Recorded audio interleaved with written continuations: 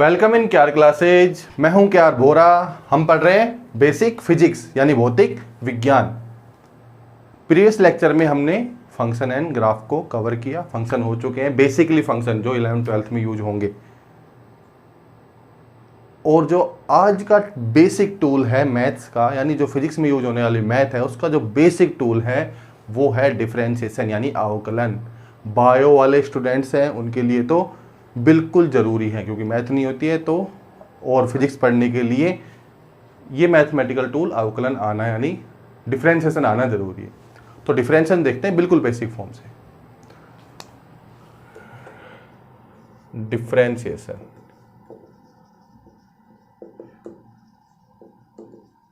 यानी अवकलन।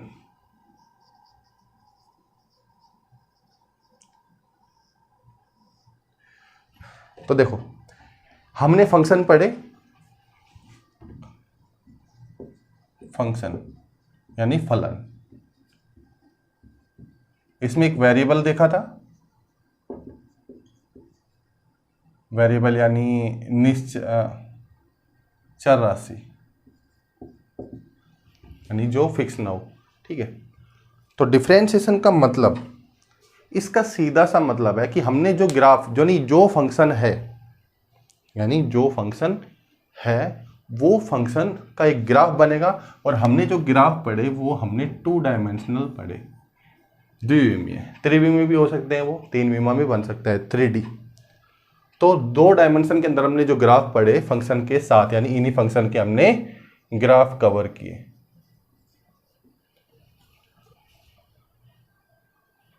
अच्छा जी, तो मैं ग्राफ के अंदर भी और फंक्शन के थ्रू, दोनों के थ्रू मैं डिफरेंशिएशन को बताऊंगा।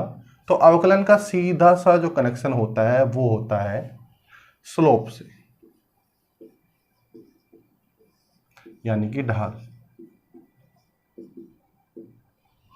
स्लोप यानी कि ढाल। क्लियर।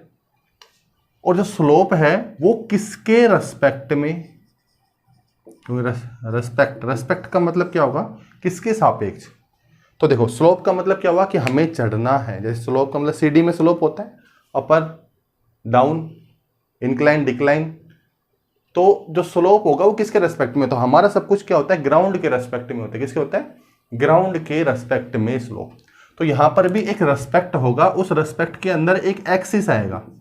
क्या आएगा, एक्सिस यानी कि अक्ष आएगा। और ग्राफ में हमने अक्ष पढ़ा ही, ठीक है। और हम जब ग्राफ बनाते थे उस ग्राफ के अंदर, जैसे यही फंक्शन था, इस फंक्शन के ग्राफ बनाते थे, उसमें जैसे 2 एक्सिस हैं, इस एक्सिस में से एक एक्सिस होगा जो वेरिएबल होगा और एक एक्सिस होगा जो फंक्शन का होगा। तो फंक्शन का वेरिएबल के सापेक्ष हमने ग्राफ बनाए। बोलो, बनाए नहीं बनाए? हाँ। तो फंक्शन था, जैसे मान लो y=x था, तो ये मेरा फंक्शन है और ये मेरा वेरिएबल है, तो इसके सापेक्ष हमने ग्राफ बनाया था, बिल्कुल बनाया था। तो स्लोप निकालने के लिए, एक स्लोप जो है ये किसके रेस्पेक्ट में हो, तो ये जो रेस्पेक्ट होगा ये एक्सिस के प्रति होगा, और वो एक्सिस होगा वेरिएबल। क्या होगा, वेरिएबल। ढाल किसका बताएगा, तो इसके रेस्पेक्ट में ये स्लोप बताएगा किसका, वो किसका, यानी कि किसका ये ढाल बताएगा, वो होगा फंक्शन। किसका ढाल बताएगा, फंक्शन का ढाल बताएगा। और ये दोनों का कनेक्शन जब ढाल से है, स्लोप से है, तो सिंपल सी बात है, इन दोनों कनेक्शन ग्राफ से है, तो इसका कनेक्शन भी ग्राफ से जरूर होगा।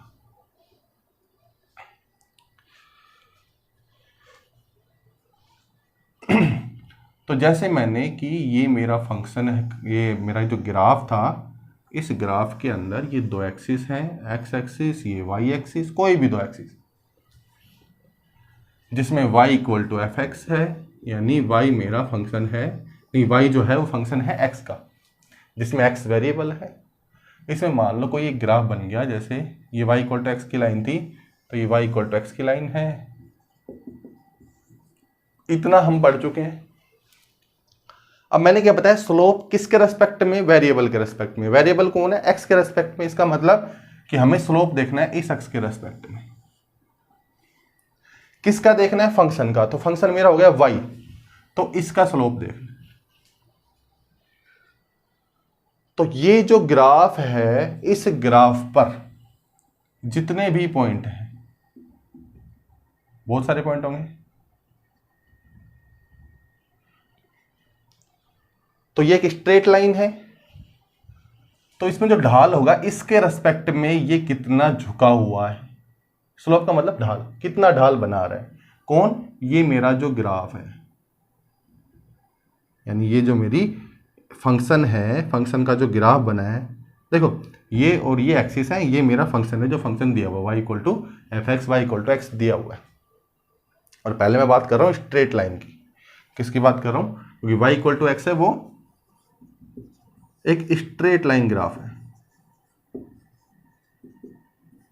सीधी रेखा, सरल रेखा।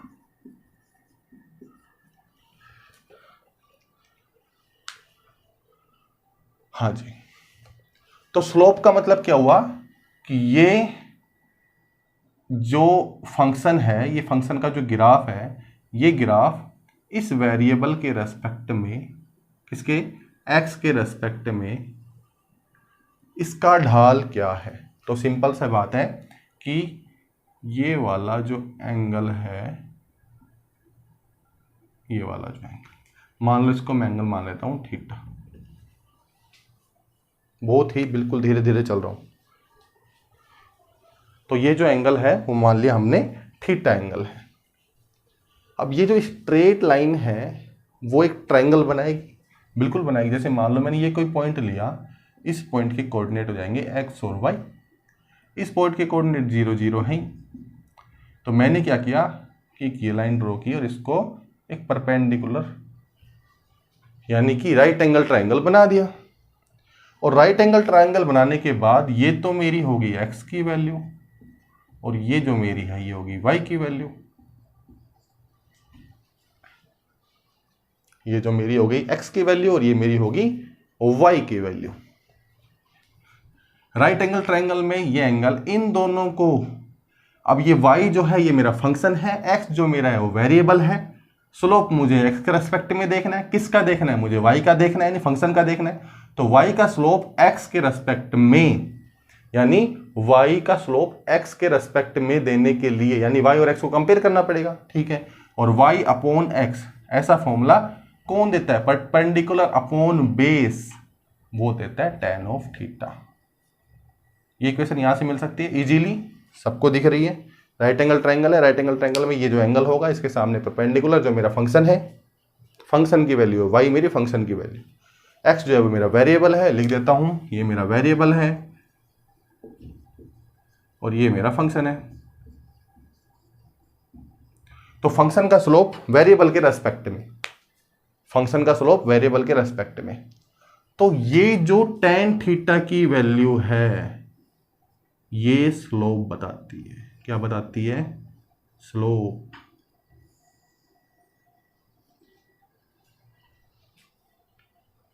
उस पॉइंट पर जिस पॉइंट से हमने निकाला है, समझ गए। तो ये क्या बताएगी, ये जो tan थीटा होगा वो मेरा स्लोप बताता है। अगर मैं स्लोप को m लिख दूं, क्या लिख दूं, m, तो ये y upon x equal to m हो जाएगा और y equal to m x हो जाएगा। और मैंने क्या बताया था, ये इक्वेशन होती है स्ट्रेट लाइन की। तो स्ट्रेट लाइन की जो इक्वेशन होती है वो होती है y equal to m x plus c, और ये जो x के साथ होता है ये बैठा हुआ ये स्लोप ही होता है।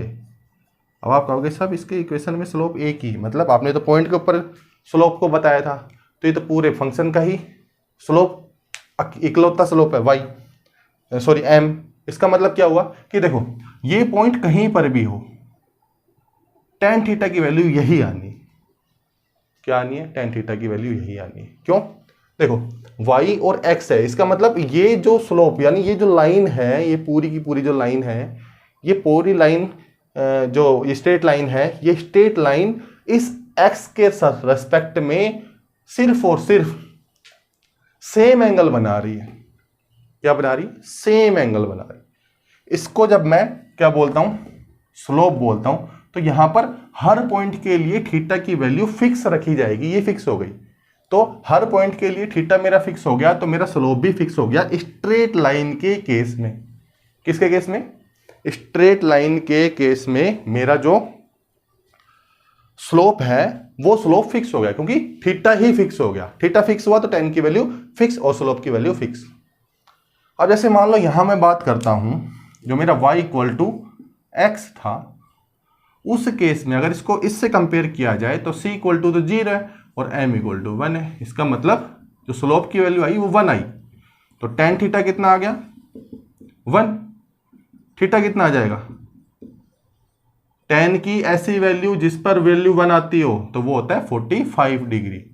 45 पर tan 1 होता है, तो थीटा इक्वल टू 45। इसका मतलब इस केस में थीटा 45 एंगल के इक्वल है। और ये 45 एंगल इस लाइन पर बैठे हुए जितने भी पॉइंट है हर पॉइंट के लिए डिट्टो सेम है। तो इस स्ट्रेट लाइन का स्लोप इकलौता होगा, अकेला होगा, और वो उसकी इक्वेशन में दिखेगा, इसलिए y equal to m x plus c. अब मैं बात करता हूं इस c की कि सर ये c स्लोप पे इफेक्ट क्यों नहीं डाल रहा? तो देखो, c का मतलब मैंने क्या बताया था? प्लस या माइनस c। तो प्लस और माइनस c होने के बावजूद अगर हो भी और ना भी हो, अगर मैं c की वैल्यू को प्लस कर देता हूं, जैसे y equal to x plus 2, तो इतना होने पर ये ग्राफ शिफ्ट हो जाएगा सिर्फ इस तरफ, y equal to x plus 2, यानी 2 की तरफ, ऊपर 2 की तरफ। ये रहा ये लाइन, बट ये लाइन इसके पैरेलल ही होगी, और जब ये लाइन इन दोनों के पैरेलल होगी तो ये एंगल 45 है, तो ये एंगल भी 45 ही रहेगा। इसलिए स्लोप इस कांस्टेंट पर इफेक्ट नहीं, मतलब अफेक्टेड नहीं होता है, प्रभावित नहीं होता है। इसी को माइनस करो, प्लस करो, कुछ भी करो, जीरो करो, ये c स्लोप पर इफेक्ट नहीं डालेगा। क्यों? क्योंकि अगर c की वैल्यू को अगर मैं लेता भी हूं तो ये लाइन पैरेलल ही होंगी, और लाइन पैरेलल होगी तो x के रेस्पेक्ट में एंगल सेम बनेगा, स्लोप मेरा सेम रहेगा, डिट्टो सेम। तो मैंने क्या बताया कि जो स्लोप है वो फंक्शन का स्लोप जिस पर फंक्शन डिपेंड कर रहा है उस वेरिएबल क्वांटिटी के रेस्पेक्ट में बताया जाएगा। और इस जो tan का जो कनेक्शन होता है, tan का मतलब ही, tan को मैं बोल दूं कि देखो tan का फंक्शन जो है वो मेरा स्लोप बता रहा है, ये बात फिक्स है। tan का जो फंक्शन है वो मेरा स्लोप बता रहा है, तो tan से ही बना है टेंजेंट, और टेंजेंट का मतलब होता है स्पर्श रेखा, स्पर्श रेखा। तो स्लोप स्पर्श रेखा से भी देखा जाता है, और जो स्पर्श रेखा वेरिएबल, यानी स्पर्श रेखा जो होगी, जैसे मान लो इस स्ट्रेट लाइन पर ये पॉइंट है, तो इस पॉइंट पर अगर मैं स्पर्श रेखा खींचूंगा तो वो बिल्कुल सीधी रहेगी। इस पॉइंट पर खींचूंगा सेम रहेगी, इस पॉइंट पर खींचूंगा सेम रहेगी। इसका मतलब हर एक पॉइंट की स्पर्श रेखा टेंजेंट बिल्कुल सेम है।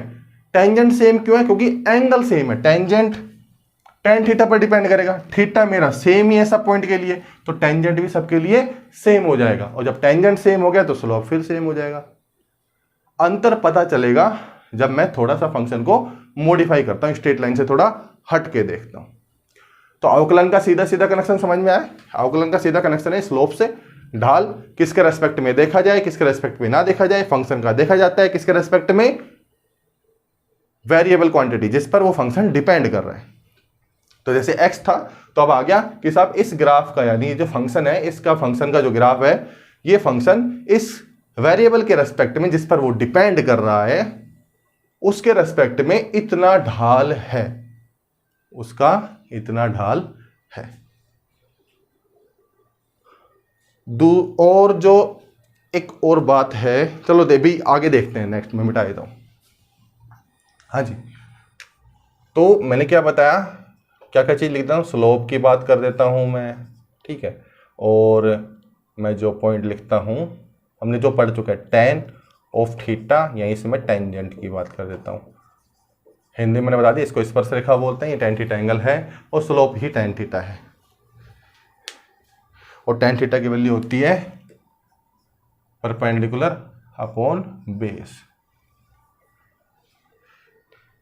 परपेंडिकुलर का मतलब कि जो फंक्शन ऊपर आएगा वो परपेंडिकुलर होगा, और ये x बोल सकता हूँ क्योंकि मेरा फंक्शन क्या है, परपेंडिकुलर की वैल्यू देगा, और जो मेरा वेरिएबल है वो x की वैल्यू देगा। जब मैं ग्राफ बनाऊंगा f का x के रेस्पेक्ट में, यानी y के x के रेस्पेक्ट में। इतना हो गया। अब ये मेरा ग्राफ, ये मेरा y हो गया, ये मेरा x हो गया। इसको मैं y इक्वल टू fx लिख दूं तो भी कोई प्रॉब्लम नहीं, क्योंकि ये ग्राफ तभी बनेगा जब ये क्वांटिटी इस पर डिपेंड करेगी। इसकी वैल्यू रखूंगा, इसकी वैल्यू मिलेगी। ये सब हो चुका है पिछले लेक्चर में, फंक्शन ग्राफ पढ़ा दिया। अब देखो कि जब मेरा y इक्वल टू x था तो ये लाइन थी, और यहां पर ये बन रहा था थीटा इक्वल टू 45 डिग्री। और इस केस में जो मेरा m की वैल्यू आई थी, y इक्वल टू x था और m की इक्वल टू 1 थी। m इक्वल टू क्या था मेरा 1। निकल भी सकता था, कैसे?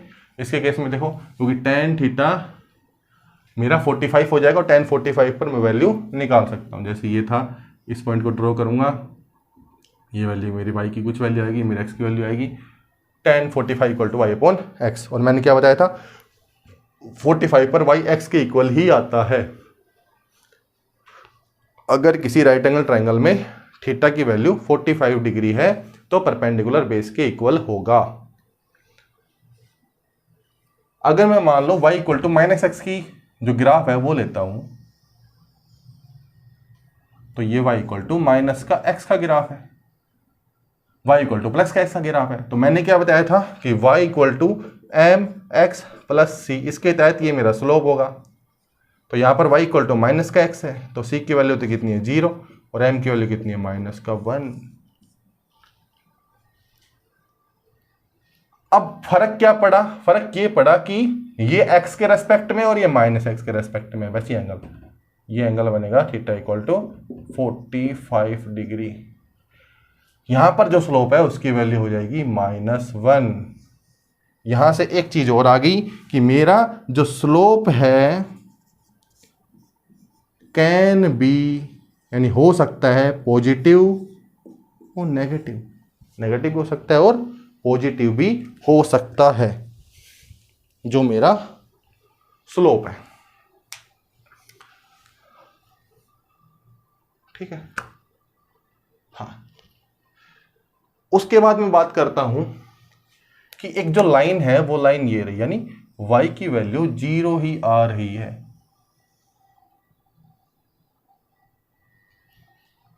y की वैल्यू 0 ही आ रही है। इसका मतलब कि इस इक्वेशन को मैं बोलूंगा y इक्वल टू 0, यानी x की हर एक वैल्यू पर y इक्वल टू 0 होगा।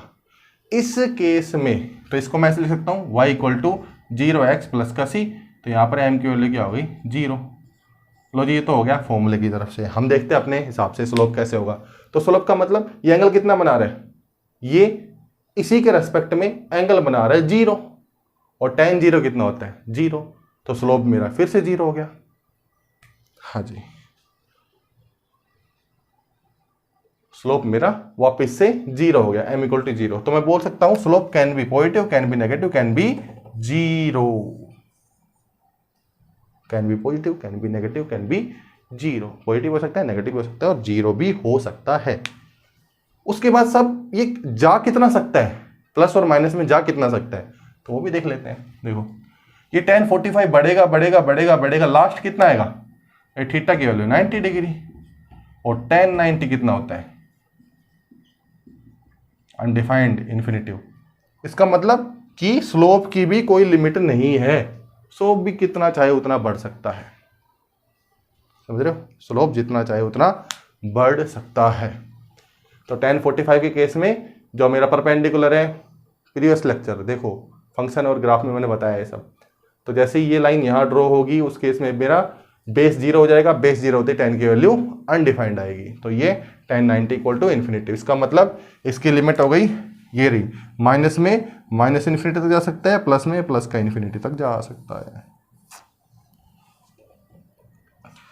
क्योंकि tan भी तो रेंज, tan की रेंज ही कितनी है, x की कोई भी वैल्यू हो tan की रेंज मिलेगी -इन्फिनिटिव टू प्लस का इन्फिनिटिव। यो जी, ये स्ट्रेट लाइन के बारे में काम चल रहा है अभी। दूसरा मैंने बताया c हो या ना हो कोई फर्क नहीं पड़ेगा, किस पर, स्लोप पर कोई फैक्टर नहीं पड़ेगा, क्योंकि वो लाइन पैरेलल होंगी। अगर c हो, जैसे y equal to x m x plus c, और मैं बोल दूं y इक्वल टू, जैसे y equal to x plus c और y equal to x plus 4, तो ये दोनों पैरेलल होंगी। पैरेलल मतलब समांतर, एक दूसरे के समांतर होंगे, और समांतर लाइन होगी तो वो इसके सापेक्ष सेम ही एंगल बनाएगी, जिससे जो मेरा tan की वैल्यू है वो सेम रहेगी, तो इसलिए स्लोप भी डिट्टो सेम रहेगा। तो ये बात तो थी स्ट्रेट लाइन के केस में, यानी मेरा जो फंक्शन मैंने जो स्टार्ट किया था वो फंक्शन मैंने इसी से स्टार्ट किया था। अब धीरे धीरे फंक्शन को मॉडिफाई करेंगे, वैसे वैसे उनका स्लोप भी निकालेंगे और हम पहुंचेंगे अवकलन तक। अब स्ट्रेट लाइन को छोड़ के और कोई फंक्शन जो होगा वो कर्व्ड होगा। कर्व्ड का मतलब वक्रीय, जो स्ट्रेट लाइन ना हो, जैसे एक्स स्क्वायर का ग्राफ है, एक्स क्यूब का ग्राफ है, साइन के ग्राफ है, tan के ग्राफ है, कोस के ग्राफ है, स्ट्रेट लाइन को छोड़ के सब कर्व है। तो उनके केस में यानी कर्वी ग्राफ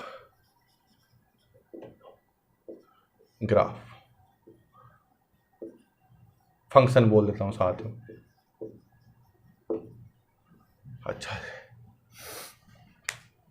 जैसे कि अब मैं कोई स्पेसिफिक फंक्शन नहीं लूंगा, मैं एक ग्राफ बनाता हूं, उस ग्राफ के थ्रू ही देखते हैं। ये मेरी y, ये मेरी x, यानी x की वैल्यू पर मुझे कोई फंक्शन मिल रहा है y equal to F x.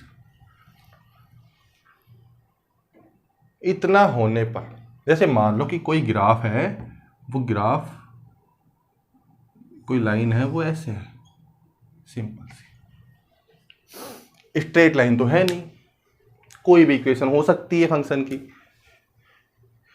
अब मुझे देखना है कि इसका स्लोप, अब यहां स्लोप देखने में कुछ दिक्कत होगी। क्यों? क्योंकि मैंने बताया था स्लोप है वो पॉइंट वाइज निकलता है। स्ट्रेट लाइन के केस में स्लोप इकलौता इसलिए होता है क्योंकि हर एक पॉइंट पर स्लोप की वैल्यू सेम होती है। बट यहां देखो, और कनेक्शन क्या होता है, टेंजेंट यानी स्पर्श रेखा। उस पॉइंट पर एक स्पर्श रेखा यानी टेंजेंट खींचूंगा, वो उस वेरिएबल के सापेक्ष मुझे स्लोप निकाल के देगा। अब मैं मान लो इस पॉइंट की बात करता हूं, किस पॉइंट की बात करता हूं, इस पॉइंट की बात करता हूं, और मान लो मैं इस पॉइंट की बात करता हूं, तो ये तो मेरा हो गया परपेंडिकुलर, ये मेरा बेस नहीं हो सकता अभी, बट ये स्ट्रेट लाइन नहीं है, और यहां पर ये जो एंगल है थीटा, ये सब पॉइंट के लिए सेम नहीं है। क्यों? यहां पर एक कर्व बना हुआ है। क्या बना हुआ है? कर्व। कर्व की वजह से ये राइट एंगल ट्रायंगल तो नहीं है। अब राइट एंगल ट्रायंगल नहीं है तो इस पूरे कर्व का एक स्लोप तो होगा नहीं। ये तो पक्का हो गया कि सिंगल स्लोप नहीं हो सकता लाइक स्ट्रेट लाइन।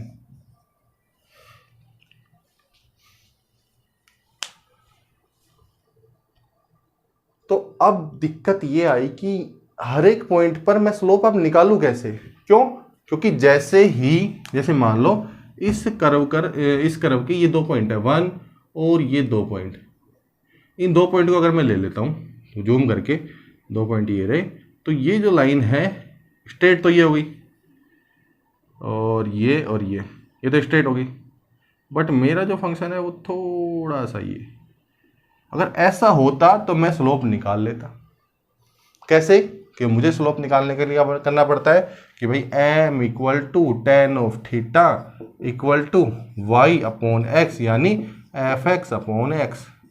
या फिर मैं ये लिख देता हूँ, देखो जब ये y अपॉन एक्स था, इसके केस में क्या था, इसको मैं लिख सकता हूँ y2 माइनस का y1 upon x2 minus x1 equal to ये। क्यों लिख सकता हूँ? क्योंकि इस केस में y1 की जो वैल्यू है वो 0 और x1 की वैल्यू 0, यानी मूल बिंदु से अगर लेना हो तो ये फॉर्मूला, अगर मूल बिंदु से नहीं लेना हो तो ये फॉर्मूला लेंगे।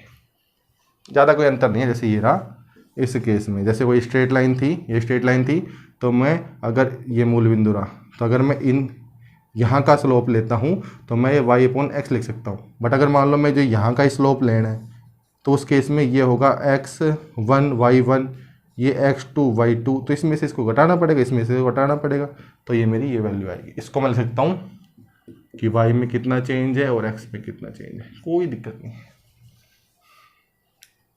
बताना थोड़ा पीछे, बट यहीं पे भी हो गया। तो ये मेरा स्लोप निकालने का एक फंडा था मैथ में। अब यहां क्या दिक्कत हुई कि ये राइट एंगल ट्रायंगल नहीं बन रहा है। इसका मतलब ये हुआ कि ये जो राइट एंगल ट्रायंगल नहीं बनेगा तो स्लोप नहीं निकलेगा। स्लोप कब निकलेगा? स्लोप निकलेगा तब जब वो राइट एंगल ट्रायंगल हो और थीटा निकाल लूं, tan थीटा रखूं, वैल्यू निकल जाएगी। तब क्या हुआ? तब हमने क्या किया, हम बन गए एंटमैन। एंटमैन मतलब देखिए मूवी, बहुत छोटा रूप कर लिया और बहुत छोटा रूप करने के बाद हम यहां इस पॉइंट पे चले गए और उस पॉइंट पे चलने के बाद हमने अपना एक कदम रखा। क्या रखा? अपना एक कदम रखा। उस कदम को मैं छोटा सा, इसको मैं जूम करके लिख देता हूं कि जैसे मान लो वो यहां था और उसने कदम रखा यहां पर, बिल्कुल सीधा कदम, ये रहा और ये रहा, वहां पर बिल्कुल राइट एंगल ट्रायंगल बन गया। राइट एंगल ट्रायंगल बन गया और ये थीटा की वैल्यू मिल गई, वो थीटा की वैल्यू भी मुझे मिल गई। और उस केस में मैं ये फॉर्मूला लगा सकता हूं, बिल्कुल लगा सकता हूं, राइट एंगल ट्रायंगल है, मैं फॉर्मूला लगा सकता हूं और मेरा स्लोप निकाल सकता हूं। बट यहां पर क्या हुआ कि वो जो एंटमैन बना, यानी बहुत छोटा रूप जब उसने धारण किया तो वो जो लेंथ थी वो घट के, अब इसको मैं क्या बोलूं? इसको मैं y बोल सकता हूं? नहीं बोल सकता। इसको मैं x बोल सकता हूं? नहीं बोल सकता। क्यों? क्योंकि ये बहुत ही छोटी वैल्यू, बहुत ही छोटी। देखो मैं थोड़ा एग्जांपल लेता हूं कि कर्व जो है और जो स्ट्रेट लाइन है, कर्व को इतना जूम कर दो, इतना जूम कर दो, इतना बड़ा कर दो, इतना बड़ा कर दो कि वो स्ट्रेट लाइन दिखने लगे। जैसे कि ये अर्थ है, यानी जो पृथ्वी है पूरी स्पेयर है और स्पेयर में क्या होता है, कर्व बहुत बड़ा कर्व है। बट अगर मैं जब यहां रहता हूं तो मुझे एक जो प्लेन है वो बिल्कुल समतल यानी स्ट्रेट लाइन की तरह दिखता है, बट है वो कर्व का हिस्सा। बट अर्थ इतनी बड़ी है कि मुझे उसका कर्व फील ही नहीं होता। तभी तो पहले क्या सोचते थे कि हमारी पृथ्वी फ्लैट थी, बट वो फ्लैट नहीं थी, वो कर्वी थी। तो यही मान सकते हैं कि ये जो मेरा ग्राफ है ये पूरा अर्थ है और जो मैं ले रहा हूं वो मैं जहां रह रहा हूं उस हिसाब से मैंने इस ट्रायंगल को बनाया और उसको मैंने बोला कि नहीं साहब, ये जो चीज है ये है dy, यानी dy का मतलब है कि y का बहुत छोटे से छोटे से छोटे से छोटे से छोटा हिस्सा, और ये है dx, x का बहुत छोटे से छोटा हिस्सा। अगर जब इतना हो उस केस में ये लाइन स्ट्रेट लाइन हो सकती है अप्रोक्सीमेट, और मैं राइट एंगल ट्रायंगल लगा के मैं इसका स्लोप निकाल सकता हूं। क्या निकाल सकता हूं? स्लोप। लो यहां जी मैंने यहां पर मैंने स्लोप निकाल लिया। यहां पर मेरा स्लोप आया tan of theta equal to dy upon dx। यही बनेगा ना? क्या बन गया? dy upon dx। इतना करने के बाद यहां ये जरूर पता लग गया, देखो मैंने बताया था सिंगल स्लोप, यानी इस पूरे कर्व का सिंगल स्लोप नहीं होगा। जैसे ही ये हिस्सा अगर मैं यहां रखूंगा तो ये स्लोप बदल जाएगा। क्या बदल जाएगा?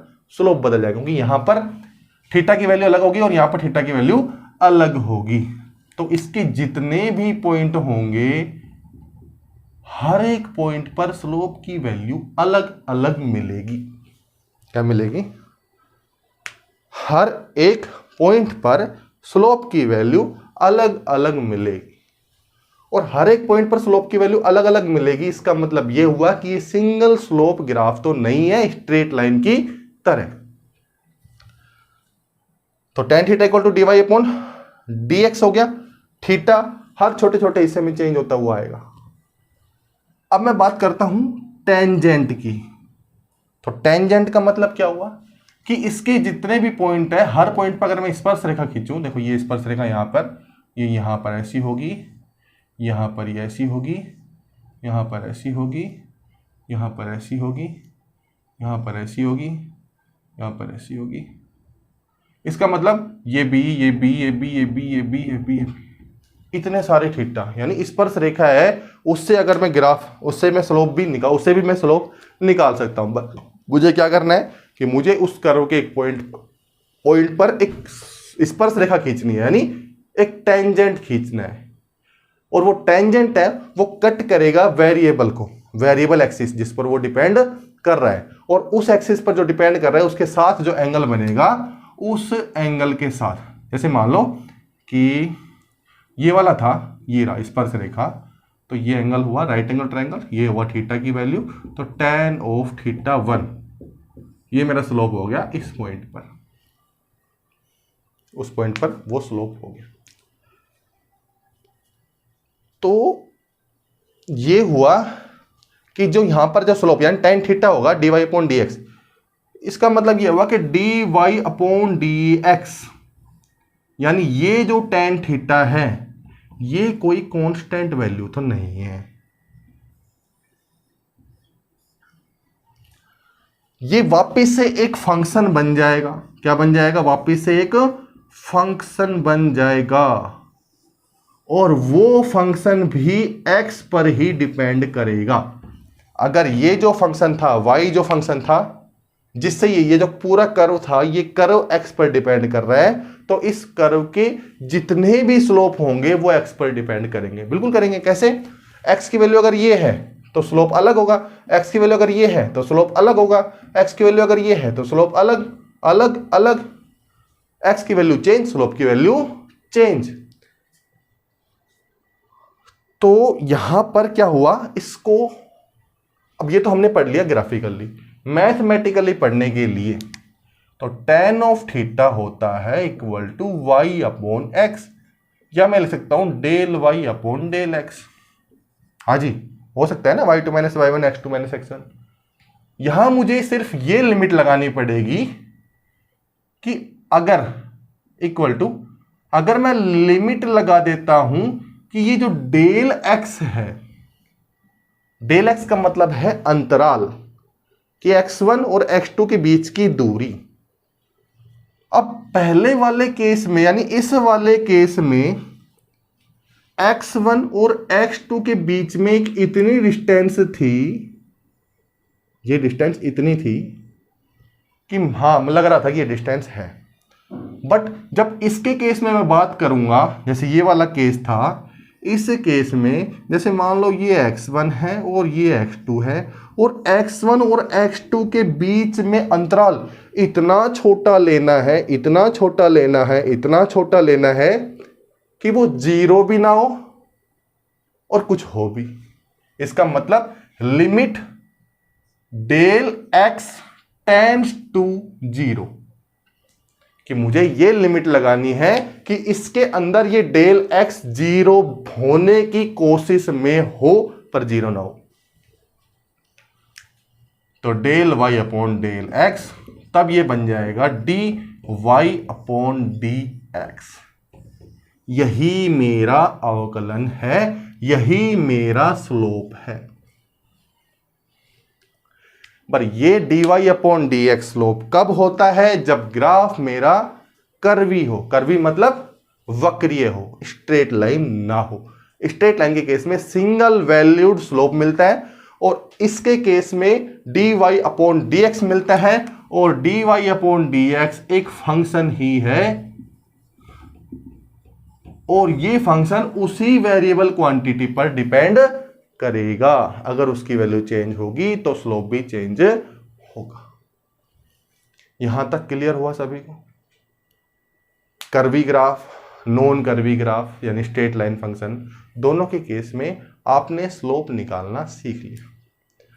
अब ये जो चीज है, देखो यहां तो मैं निकाल सकता हूं हर बार। अब ये लिमिट ला के डिफरेंशिएशन करना, dy/dx निकालना, तो मैं क्यों ना dy/dx को ही सोल्व कर लेता हूं। इसको सोल्व करना सीखते हैं कि dy/dx है क्या। अभी तो मैंने बताया dy/dx काम कैसे करता है, उसको अपन देखते हैं। तो देखिए आपने dy/dx को, लो जी, तो हमारा देखो m कहां से स्टार्ट किया हमने, m से स्टार्ट किया, tan ऑफ थीटा था, tan of theta del y upon del x भी बना। अगर del y upon del x limit के अंदर आ जाए, del x tends to zero होने लगे, देखो लिमिट क्यों लगाई, अगर मैं जीरो ही कर दूंगा तो ये अनडिफाइंड हो जाएगा, इसलिए टेंड्स टू जीरो मतलब हुआ नहीं है, होने वाला है, होने वाला है मतलब होगा ही नहीं। उस केस में अपना बनेगा d Y upon D x. बहुत ही सिंपल चीज है, डिफरेंशिएशन जन्म ही वहीं लेते हैं जहां ये कंडीशन हो।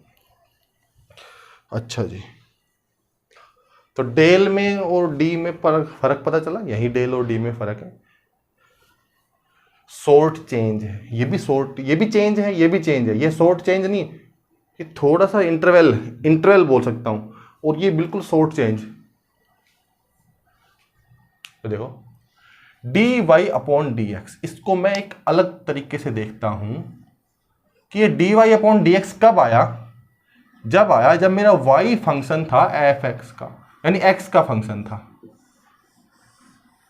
तब मेरा इसने स्लोप को बताया, किसके स्लोप को, y के स्लोप को बताया with respect to x variable. देखो ये हो चुका है, मैं बता चुका हूं, बट ये बहुत छोटी छोटी चीजें हैं, इनका ध्यान होना जरूरी है। अगर ये चीजें क्लियर होती चली गई तो टॉपिक बहुत इजी बन जाएगा, हर चीज इजी बन जाएगी। तो देखिए कि ये मेरा स्लोप कब है, जब y मेरा फंक्शन है एफ एक्स का, slope with respect to x variable. अगर यही चीज होती y x equal to y f y, तो उस केस में स्लोप होता d x upon d y, और ये जो स्लोप होता ये होता x का slope with respect to y। तो अभी कंफ्यूजन खत्म, रटना नहीं है, मतलब वो ध्यान नहीं रखने कि y d Y upon D x ही अवकलन है, नहीं, ये y और जो x है ये दो एक्सिस वाला है, मतलब एक फंक्शन है और दूसरा वेरिएबल है, एक फंक्शन है दूसरा वेरिएबल है, ये चीज आपको याद रखनी है। अच्छा जी, इतना हुआ। अब मैं बात करता हूं कि ये मेरा d Y upon D x, तो D Y upon D x, तो d upon D x, y को मैं लिख सकता हूं एफ एक्स, कोई दिक्कत नहीं होनी चाहिए और होगी भी नहीं, क्योंकि y मेरा फंक्शन ही है, d upon D x F x. इसको अब मैं बोलूं ऑपरेटर, ये होता है ऑपरेटर, इसको मैं ऑपरेटर की तरह बिहेव करूंगा, जैसे कि मुझे पता है, देखो दो चीजें होती हैं कि मुझे पता है कि सब्जी को छोंकने के बाद, उबालने के बाद सब्जी बन जाएगी, तो कढ़ाई में होने लगा, ये कढ़ाई में सब्जी बनती है, खुले पात्र में सब्जी बनती थी। उसके बाद एक ऑपरेटर लाया गया कुकर, उसने क्या किया, उस टाइम को घटा दिया, क्या कर दिया, घटा दिया। प्रोसेस तो वही है, छोकर लगेगा, उसके बाद मसाला वसाला गर्म होकर उसके बाद सब्जी डलेगी, पानी डलेगा, उबाल आएगा और फिर सब्जी बनेगी, प्रोसेस वही था। बट उस प्रोसेस को फटाक से करने का एक कुकर यानी ऑपरेटर लिया है, उस ऑपरेटर का काम उस पूरे प्रोसेस को फटाफट करना है, उस पूरे प्रोसेस को फटाफट करना है, इसलिए उसको ऑपरेटर बोल दिया गया। ऑपरेटर उसमें इन्वॉल्व नहीं होगा, ऑपरेटर बाहर बैठे बैठे काम करता है और वो जो काम होना है वही काम करके देगा। ये थोड़ी रोटी बना के दे देगा कुकर, यूज ले लिया, नहीं, सब्जी डाली है, वो काम जैसे वो खुले पात्र में काम हो रहा था वैसे ही कुकर एक ऑपरेटर की तरह काम करता है। यही मैं बोल रहा हूं ऑपरेटर यानी संकारक मशीन,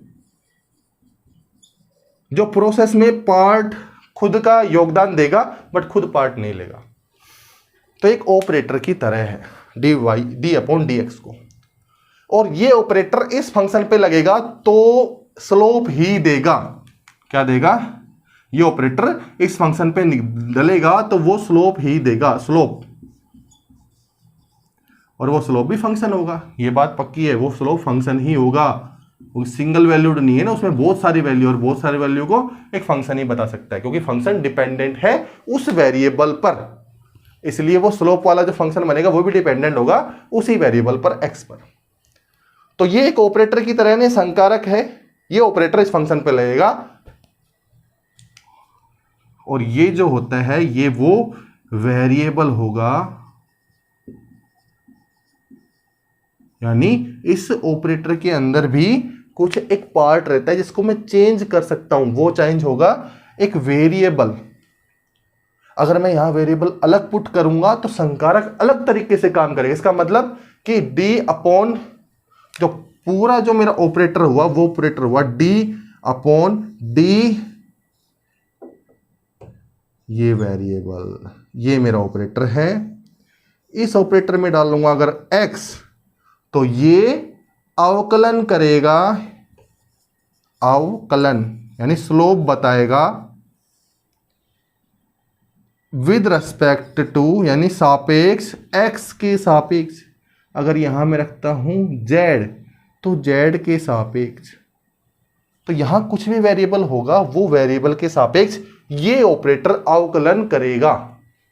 अवकलन का मतलब स्लोप निकालेगा, स्लोप निकालने की एक कर्व बना देगा, उस पर मैं अपना स्लोप निकाल सकता हूं।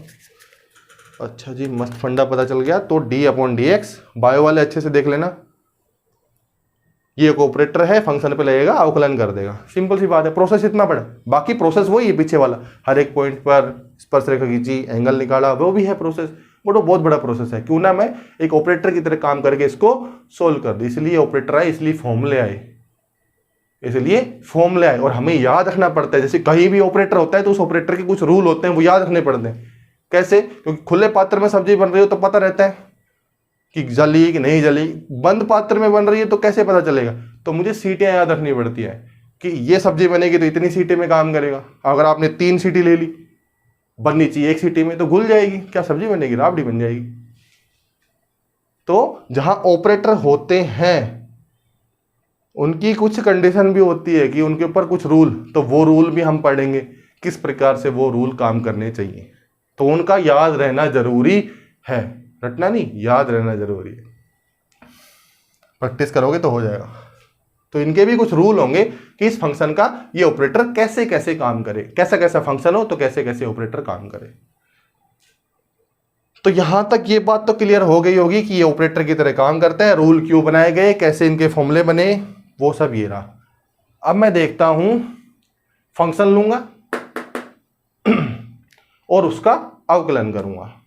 एक चीज और इंपॉर्टेंट चीज कि जैसे मान लो कि ये मेरा कि y equal to F x function दिया हुआ है, फंक्शन एंड ग्राफ लेक्चर्स हो चुके हैं, प्लेलिस्ट में लेक्चर डले हुए हैं, वहां देख लीजिए कि ये जो फंक्शन है ये फंक्शन x पर डिपेंड कर रहा है। इसका मतलब इसके फॉर्मूले में x ही आएगा, x के अलावा सब कांस्टेंट होंगे, के अलावा सब कांस्टेंट होंगे। जैसे y equal to x square plus 2x plus 4, तो यहां पर x है ठीक है, ये चीज मान सकता हूं, ये इसके अंदर है। पर मान लो y equal to x square plus का 2z प्लस 4, तो सर बोलो कि z क्या है? तो बेटे z यहां पर फिर कांस्टेंट है। क्यों? क्योंकि इसने बोला है कि y मेरा फंक्शन है fx का, तो इसमें सिर्फ x ही वेरिएबल है, x ही वेरिएबल है, बाकी सब कांस्टेंट है। तो ये वेरिएबल ये कांस्टेंट है, तो अगर नहीं है तो प्रोवाइड करना पड़ेगा। प्रोवाइड करने के लिए देगा या फिर आप खुद ले सकते हो z की कोई भी वैल्यू। हाँ, अगर ये बोलता कि ये जो मेरा फंक्शन है f x और z, इसका मतलब अब यहां पर x भी वेरिएबल है और z भी वेरिएबल है। ये चीज आपको याद रखनी पड़ेगी। तो यहां क्या बता रहा था? x पर डिपेंड कर रहा है। तो अगर मुझे y का, यानी इस y का x के सापेक्ष अवकलन कर रहा है तो ठीक है, सब कुछ ना कुछ वैल्यू दे देगा। अगर मान लो इसी y का मुझे z के सापेक्ष अवकलन करना हो तो देखो y equal to F x दिया हुआ है, y के फॉर्मूले में होगा ही x को छोड़ के सवाल आवा कांस्टेंट होंगे, क्या होंगे? सब कांस्टेंट। तो dy अपॉन dx तो ठीक है, but dy upon dz, z फॉर्मूले में है ही नहीं, z वेरिएबल ही नहीं है, वहां हम ये ऑपरेटर 0 वैल्यू देते हैं, कोई काम नहीं करता है, z वेरिएबल ही नहीं है। तो विद रिस्पेक्ट टू एक कांस्टेंट वैल्यू अगर आपको डिफरेंशिएशन करना है, अवकलन करना है किसी फंक्शन का, तो सिंपल सी बात है कि वो वेरिएबल नहीं है और वो वेरिएबल नहीं है तो भी जीरो, अगर वो वेरिएबल उसके अंदर वो वेरिएबल नहीं है तो जीरो होगा, क्लियर। और दूसरा, अगर वो इसके अंदर आ भी नहीं रहा है तो भी जीरो ही होगा। तो ये चीज याद रखना है, किसी भी कांस्टेंट वैल्यू का अवकलन जीरो होगा। क्यों? क्योंकि कांस्टेंट वैल्यू का मतलब क्या होता है, जैसे y इक्वल टू 6। अब यहां पर देखो क्या बोल सकता हूं इसको मैं, y equal to function of किसका, y is a function of, नहीं किसका भी नहीं है, क्योंकि ये कांस्टेंट वैल्यू को फंक्शन में बोलता ही नहीं हूं। और इसका जब मैं अवकलन करूंगा, जब मान लो x के सापेक्ष अवकलन कर रहा हूं, तो ये इसके अंदर है ही नहीं, तो जीरो होगा, क्लियर। अब हम देखते हैं कि ये ऑपरेटर के फॉर्मूले क्या हैं, किन किन फॉर्मूले पर क्या क्या वैल्यू आएगी। तो देखते हैं फॉर्मूले, जैसे कि y मेरा फंक्शन दे रखा है, y इक्वल टू x की पावर, जब मैं सारे फंक्शन देख रहा हूं y equal to F x के देख रहा हूं, ठीक है, मैंने कंडीशन लगा दी। तो y इक्वल टू एक्स, हाँ y इक्वल टू एक्स, तो y इक्वल टू एक्स के केस में होगा जो मेरा d Y upon D x होगा वो होगा सिंपली 1। क्यों होगा, देखो यहां तो देखो d Y upon D x, इसको करने की भी जरूरत नहीं, क्यों? क्योंकि y इक्वल टू एक्स एक स्ट्रेट लाइन है, स्ट्रेट लाइन के केस में कंपेयर करूंगा y equal to m x plus का c यहां पर 0 है और m इक्वल टू 1 है, तो स्लोप वही आएगा भाई। बट आया कैसे, देखो x की वैल्यू x का 1 हो गया, इसका मतलब कि जब मेरा x है फंक्शन में तो वो गायब हो जाएगा और वही कांस्टेंट वैल्यू देगा, x मेरा गायब, यानी x की पावर 1 है और x की पावर 1 है, स्ट्रेट लाइन में जाएगा, स्ट्रेट लाइन में जाएगा तो स्लोप एक कांस्टेंट वैल्यू देगा। मैं कह रहा हूं ऑपरेटर उन्हीं प्रोसेस से मिलके ही बने हुए हैं, ये कोई अलग से नहीं बने। अगर मान लो y इक्वल टू एक्स का स्क्वायर हो, तो देखो यहां पर एक x को गायब होना पड़ा तो यहां पर भी एक x को गायब होना पड़ेगा, इसका मतलब ये y equal d Y upon D x equal to हो जाएगा 2x। तो इससे क्या हुआ कि इस ऑपरेटर को किसी घातीय यानी x की पावर की फॉर्म में किसी पे लगाना हो तो उसका एक फॉर्मूला ही बना दिया गया कि ये हुआ कि y इक्वल टू एक्स की पावर n, कितनी भी घात हो, उस केस में अगर ग्राफ दे रखा है यानी फंक्शन दे रखा है तो उसका अवकलन वो होगा n आगे आएगा, x की पावर एक घात घट जाएगी, इस तरह x घात थी एक घट गई, x की 2 थी एक घट गई, n है तो n माइनस 1 बन जाएगा। ये एक फॉर्मूला जनरेट कर दिया। अब x की पावर कितने भी हो आप इजीली अवकलन निकाल सकते हो, x की पावर n का निकल जाएगा ना। अगर देखो ग्राफ के तरीके से सोचे तो देखो कि ग्राफ के तरीके से ये भी एक फंक्शन है और ये भी एक फंक्शन है, मैंने बताया था ना दोनों फंक्शन है, y भी फंक्शन है एफ एक्स और d Y upon D x also a function of x but different, g बोल सकता हूं मैं इसको क्योंकि एफ एक्स तो ये है ना, जी एक्स हो जाएगा ये हाँ जी वही d Y upon D x equal to n x n minus 1। इसका मतलब क्या हुआ कि अगर y equal to x square graph बनेगा ये बनेगा ना, और y equal to d Y upon 2x यानी इसका मतलब ये ग्राफ हो गया 2x, तो 2x का मतलब क्या होगा x में 2 गुना होगा यानी एक स्ट्रेट लाइन बन जाएगा, स्ट्रेट लाइन। तो ये एक स्ट्रेट लाइन, अब यहां पर ये y है और ये x है, यहां पर ये d Y upon D x है और ये x है। और यहां तो बहुत अच्छी बात हो, कैसे, अगर f y equal to x की पावर 3 दे रखा है तो D Y upon D x simply हो जाएगा 2x स्क्वायर, यानी देखो 3 ऊपर 3 आगे आएगा n x की पावर 3 माइनस 1 तो 2 हो जाएगा। इस केस में देखो, इस केस में ग्राफ क्या है, एक्स क्यूब का ग्राफ होगा ये, और जो इसका ग्राफ होगा एक्स स्क्वायर का वो ग्राफ होगा ये थोड़ा सा। तो देखो ये d Y upon D x का ग्राफ है एक्स के रेस्पेक्ट में और ये वाई का ग्राफ है एक्स के रेस्पेक्ट। अभी आपके इतना इंपॉर्टेंट नहीं है बट मैं बता रहा हूँ ग्राफ बनाना हमने सीख लिया, तो ये ग्राफ बनाना ही सीखे।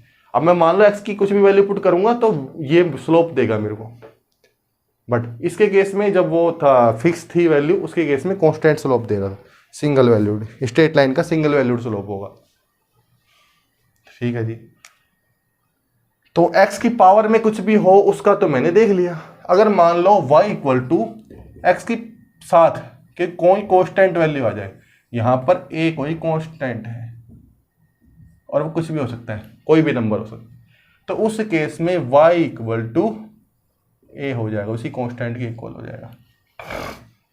क्या हो जाएगा? उसी कांस्टेंट के इक्वल हो जाएगा। कुछ नहीं करना, देखो यही तो है। कंपेयर करूं, y equal to ax straight line की इक्वेशन होगी, y equal to mx plus का c, यहां पर c इक्वल टू 0 है, m इक्वल टू a है। तो देखो स्लोप किसके इक्वल होगा? dy अपॉन dx, स्लोप एक के इक्वल ही होगा। तो घबराने की जरूरत नहीं है, बस सिर्फ आपको इन फॉर्मूलों का ध्यान रखना है शॉर्टकट पता करने के लिए। जैसे सीटियां याद रखनी पड़ती है ना, कि भाई जब दाल बनानी है तो इतनी सीटी लेनी है, और जब कोई जो गलती नहीं है जल्दी से उनको बनाने तो सीटी ज़्यादा लेनी पड़ती है, जो जल्दी गल जाती है सीटी कम लेनी पड़ती है। तो ये चीज़ें आपको याद रखनी पड़ेगी। उसमें थोड़ी कह दो कि सर प्रोसेस तो मेरे को पता है, प्रोसेस को छोटा करने के लिए आपने सीटियाँ ज़्यादा ले ली। ऑपरेटर की कुछ कंडीशन होती हैं काम करने के लिए, वो कंडीशन याद रखना पड़ेगा। हो गया y इक्वल टू ax। अब मान लो कि y equal to a plus x हो। क्या हो? y equal to a plus x, और a कोई कांस्टेंट हो। क्या हो? a कोई कांस्टेंट। मैंने ये क्या था? y equal to mx plus c। तो ये भी क्या है? यहां पर क्या है? c मेरा a के इक्वल है, m मेरा 1 के इक्वल है। तो उस केस में कांस्टेंट का अवकलन 0 होता है। क्या होता है? 0। अगर मैं dy अपॉन dx भी करूं तो यहां पर होगा dA अपॉन dx, ये मेरा 0 हो जाएगा, प्लस x का हो जाएगा 1। तो ये किसके इक्वल आएगा? 1 के इक्वल। और स्लोप क्या था? 1 ही तो था। तो अगर किसी x की वैल्यू के साथ अगर कोई वैल्यू ऐड भी हो रही है, यानी कांस्टेंट वैल्यू ऐड हो रही है, माइनस हो रही है, तो स्लोप स्ट्रेट लाइन की तरह सिंगल वैल्यूड होगा। नेक्स्ट देखो कि y equal to x plus z, और यहां मैं बोल रहा हूं x और z दोनों ही वेरिएबल हैं, यानी function y is a function of x और z। ये अच्छा है कि अब हमें दे दिया है कि y is a function of x and z, then what is the differentiation of y with respect to x and z। अब मैं x के रेस्पेक्ट में देखता हूं। तो देखो अगर मैं इसको x के रेस्पेक्ट में देखूं, dy अपॉन dx, ऑपरेटर बोल रहा है सब x के रेस्पेक्ट में करो, और ये वेरिएबल है, तो x के रेस्पेक्ट में x का तो हो जाएगा 1, बट z का अब 0 नहीं होगा, because z is not a constant value here now, because f is a function of x and z। तो x भी वेरिएबल है और z भी वेरिएबल है, तो यहां पे लिखा जाएगा dz डिवाइड बाई dx। इसका मतलब यह हुआ कि y अगर u और v, y equal to u plus v दे रखा है, और u और v, हाँ u और v दे रखा है, दोनों ही कांस्टेंट नहीं है, does not equal to constant. तो अगर इसका मैं x के रेस्पेक्ट में कुछ करूं तो ये आ जाएगा du upon dx plus dv upon dx। Minus होगा तो यहां भी माइनस लग जाएगा। अगर इसमें कोई भी एक कांस्टेंट हुआ, ये कांस्टेंट हुआ तो ये 0 हो जाएगा, अगर ये कांस्टेंट हुआ तो ये 0 हो जाएगा। दोनों वेरिएबल हैं, चर राशि है, तो 0 नहीं होगा। सिंपल। अच्छा जी, अब देखते हैं कि अगर y equal to u into v हो। अब देखो u अगर कांस्टेंट हुआ, u और v दोनों ही कांस्टेंट नहीं है, यानी वेरिएबल है। यहां देखो y equal to a x, यहां पर a मल्टीप्लाई हो रहा था बट a कांस्टेंट था, उस केस में मैंने एक को तो बाहर ले लिया और x का हो गया dx। तो ऐसे फॉर्मूला क्या था? फॉर्मूला ये हो जाएगा y इक्वल टू यू का, तो इसका dy अपॉन अगर dx निकालना हो तो ये होगा, पहले u का कर दो, लो जी u का कर दिया x के रेस्पेक्ट में, v को छोड़ दो, फिर क्या करो, u को छोड़ दो और v का कर दो। इस इक्वेशन से, इस फॉर्मूले से मेरे इस ऐसे डिफरेंशिएशन सारे हो जाए। और u मेरा कांस्टेंट हुआ, अब देखो मान लो u अगर मेरा कांस्टेंट है, तो अगर u मेरा कांस्टेंट है उस केस में ये मेरा 0 हो जाएगा और ये का ये बच जाएगा। और u और v दोनों कांस्टेंट हुए तो 0 आएगा, ये भी 0 और ये भी 0, तो मेरा 0 हो जाएगा। अच्छा जी, अब मैं बात करता हूं कि y equal to u upon v दे रखा है और u और v दोनों ही कांस्टेंट नहीं है, चीजें याद रखनी पड़ेगी। तो जो dy अपॉन dx है, यानी जो इनका अवकलन है, यानी स्लोप जो मिलेंगे, स्लोप का जो फंक्शन मिलेगा। अब differentiation is a function of slope, simple. तो dy upon dx equal to क्या होगा, divide by v square, u है तो पहले u का कर दो, तो d u upon D x, v को एज इट इज रहने दो, माइनस लगाओ, अब यहां पे u को छोड़ दो और v का कर दो, सिंपल। तो ऐड हो रही हो, गुणा हो रही हो, भाग हो रही हो, कैसे भी हो, आप इन वैल्यू का कोई भी फंक्शन मिल जाए आपको, कैसा भी फंक्शन हो, प्लस में हो, माइनस में हो, जुड़ रहा हो, गुणा हो रहा हो, कोई कांस्टेंट हो, कोई कांस्टेंट नहीं हो, उन सब का आप अवकलन कर सकते हो, डिफरेंशिएशन कर सकते हो। ये ऑपरेटर इस तरीके से काम करेगा, बाकी प्रोसेस वही है कैसे निकालते थे। तो हमारे जो फंक्शन वो थे, स्ट्रेट लाइन फंक्शन हुआ, उसके बाद कर्व्ड फंक्शन में पैराबोला, सर्किल, फलाना ढिकना जो भी था वो हो चुका है। अब आगे हम ट्रिग्नोमेट्रिक फंक्शन पर, क्योंकि ट्रिग्नोमेट्रिक फंक्शन पढ़ लिए ना हमने, उनके ग्राफ भी हमने पढ़ लिए, तो उनके डिफरेंशिएशन, उनके स्लोप देख लेते हैं। वैसे घबराने की जरूरत नहीं, ये सब फॉर्मूले बुक में दे रखे हैं, हमें फॉर्मूले नहीं, मतलब फॉर्मूले वो क्या कहते हैं, सर आइंस्टीन बोलते थे कि जो चीज किताब में लिखी हुई है उनको जो लिख सकते हैं हम उसको याद रखने की जरूरत नहीं है, याद रखो प्रोसेस बेसिक। तो ट्रिग्नोमेट्रिक फंक्शन की तरफ चलते हैं। ट्रिग्नोमेट्रिक फंक्शन मतलब y equal to F X है, और अब एफ एक्स है जैसे मेरे y equal to sine X हुआ, तो अगर इसका dy अपॉन डी एक्स करूंगा तो साइन एक्स का होगा कोस ऑफ एक्स। क्या होगा, साइन एक्स का कोस ऑफ एक्स। अगर y इक्वल टू है कोस ऑफ एक्स तो y dy upon D x होगा, वो होगा माइनस साइन ऑफ एक्स। ये फॉर्मूले दे रखे हैं बुक के अंदर, फिर भी चलो लिख देता हूं। जैसे अगर y इक्वल टू ये हुआ टेन का, टेन एक्स का, अगर मेरा फंक्शन टेन एक्स का हुआ, टेन एक्स का हो चुका है ना ग्राफ, तो उसका जो स्लोप बनेंगे, वो स्लोप का जो ग्राफ बनेगा, उस ग्राफ की जो फंक्शन होगा, उस फंक्शन क्या होगा, टेन एक्स का, तो टेन एक्स का होगा सेक स्क्वायर एक्स। और y इक्वल टू अगर कोट एक्स हो तो उसका D Y upon D x होगा माइनस का कोसेक स्क्वायर एक्स, माइनस का कोसेक स्क्वायर एक्स। अगर y इक्वल टू हो सेक एक्स तो D Y upon D x होगा वो होगा सेक एक्स टेन एक्स।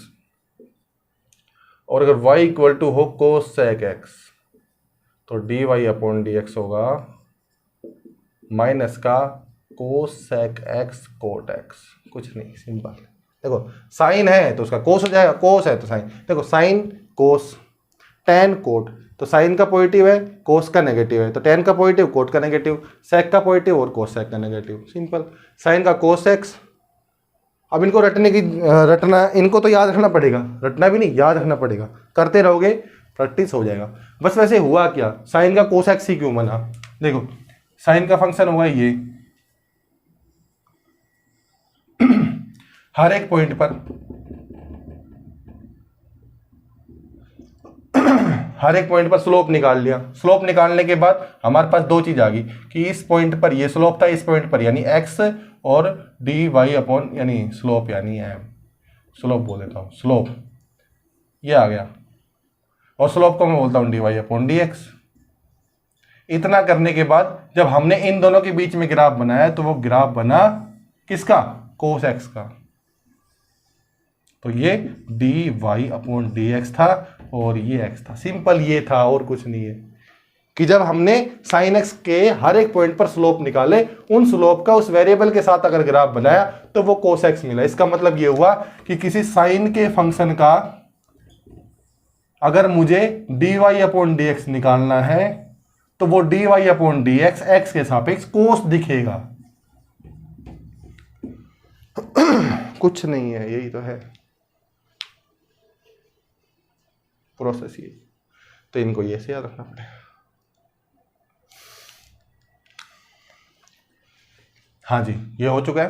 अच्छा, अब एक जो इंपॉर्टेंट चीज है वो मैं आपको बता देता हूं। कैसे कि जैसे y = साइन इनवर्स x है, उसका जो dy/dx होता है वो होता है 1/1 - x²। अब सर ये कैसे हुआ?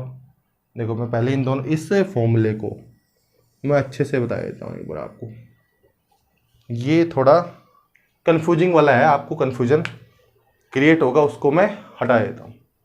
यहीं देख लो आप, dy/dx = 1/1 - x² कैसे आया। अब एक ये चीज है कि साइन इनवर्स ऑफ x और ये कोसेक x कहां गया, ये रहा कि y = कोसेक x। तो y अगर मैं इसको लिखना चाहूं y = 1/sin x। Simple, cos x का उल्टा क्या होता है, साइन एक्स होता है। तो क्या मैं इसको ये लिख सकता हूं, साइन इनवर्स एक्स ऊपर जाएगा -1, जैसे होता है ना 1/x को मैं x⁻⁻1 लिख सकता हूं। नहीं, ये जरूर याद रखना कि ये वाला फंक्शन और ये वाला फंक्शन, तभी मैंने बताया कि सर सबने सोचा होगा कि सब ये कोसेक एक्स है, ये साइन इनवर्स एक्स है। साइन इनवर्स एक्स 1/sin मतलब कोस एक्स हो जाएगा 1/sin x। तो ये दोनों इक्वल तो हुए, फिर इन दोनों के अवकलन अलग अलग क्यों हैं? इसलिए है क्योंकि साइन इनवर्स x है वो इक्वल नहीं होता है साइन x का इनवर्स।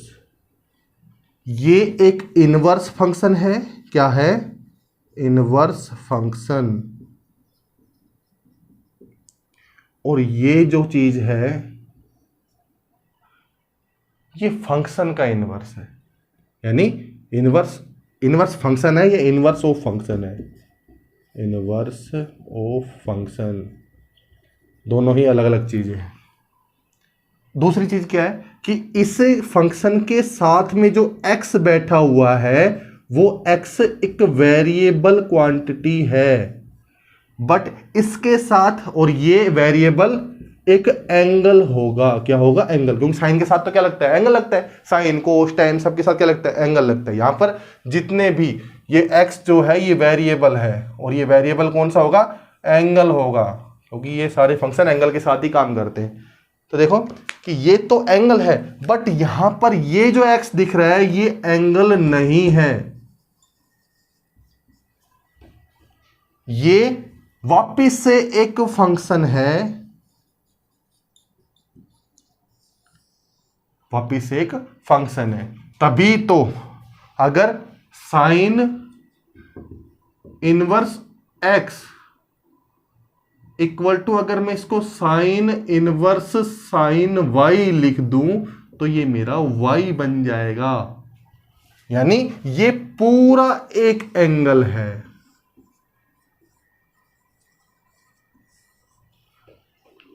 तो साइन x⁻⁻1 और साइन इनवर्स x, तो साइन x⁻⁻1, तो ये जो पूरी चीज वैल्यू है ये एक फंक्शन है, बट ये पूरा एक एंगल है।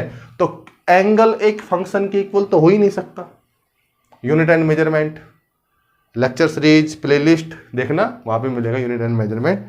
डायमेंशन में बताया था कि ये दोनों इक्वल तभी हो सकते थे जब दोनों सेम, मतलब अब इक्वल का मतलब देखो ये एंगल हुआ, ये फंक्शन हुआ। एंगल फंक्शन की इक्वल कैसे हो सकता है? नहीं हो सकते। तो ये दोनों चीजें अलग हैं, तभी इन दोनों के फॉर्मूले भी अलग हैं। साइन इनवर्स एक्स का फॉर्मूला अलग है और कोसेक एक्स का फॉर्मूला अलग है। Cosec x sine inverse x नहीं होता है। Cosec x sine inverse x नहीं होता है, क्योंकि ये फंक्शन का इनवर्स फंक्शन का इनवर्स है और ये खुद एक इनवर्स फंक्शन है। क्या है? खुद एक इनवर्स फंक्शन है और ये एक एंगल बनता है। कैसे? कहां बताया मैंने? ये रहा। तो ये जो अंदर है ये एक फंक्शन है और ये फंक्शन साइन इनवर्स इस साइन को काट देता है, तो ये मेरा एक एंगल बचता है। बट यहां पर ऐसा नहीं। फॉर्मूले बुक में दे रखे हैं, आप देखिए, उनको सोल्व कीजिए, अवकलन करोगे आराम से अवकलन हो जाएगा। आप डरने की जरूरत नहीं है। बायो वाले स्टूडेंट्स इजीली कोई भी क्वेश्चन देखो, ये ऑपरेटर लगेंगे उनके ऊपर, सिर्फ और सिर्फ स्लोप की एक फंक्शन निकालना है आपको। अवकलन तो निकालना ही, अवकलन होता ही क्या है? It is a function of slope. Slope का एक फंक्शन है, वो मुझे निकालना है। क्लियर? तो नेक्स्ट जो लेक्चर वो होगा इंटीग्रेशन पर। किस पर? इंटीग्रेशन यानी कैलकुलस।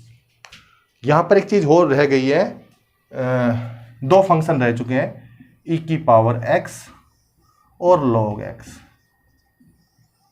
ये दोनों फंक्शन मैंने अभी आपको इसलिए नहीं बताए क्योंकि मैं एक लेक्चर बनाऊंगा जिसमें पहले इन दोनों फंक्शन को मैं बताऊंगा, ये दोनों फंक्शन क्या होते हैं, किस तरीके से काम करते हैं, तब डिफरेंशिएशन करने में मजा आएगा। क्यों? क्योंकि मैंने अभी आपको ट्रिग्नोमेट्रिक फंक्शन पढ़ा दिए थे, straight function, straight line function, curve line function सब पढ़ा जाता है, इसलिए मैंने उनके डिफरेंशिएशन आपको बताए, अवकलन आपको बताए। बट अब जो अवकलन बताऊंगा, इनका अवकलन बाद में बताऊंगा, क्वेश्चन भी सॉल्व करेंगे कुछ। तो पहले जो क्लास होगी वो इस फंक्शन पर हो। तो मिलते हैं नेक्स्ट लेक्चर के अंदर, तब तक देखते रहिए प्रीवियस लेक्चर। Thank you.